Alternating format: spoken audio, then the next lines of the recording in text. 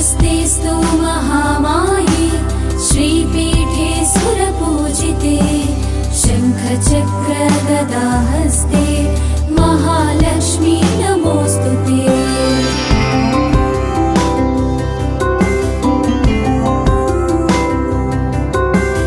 नमस्ते गरुडारूढे डोलासुरभयङ्करी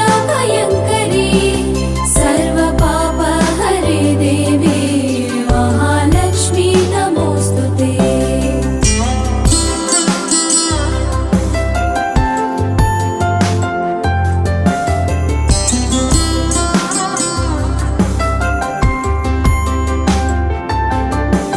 सर्वज्ञे सर्ववरदे सर्वदुष्टभयङ्करी सर्वपापहरे देवी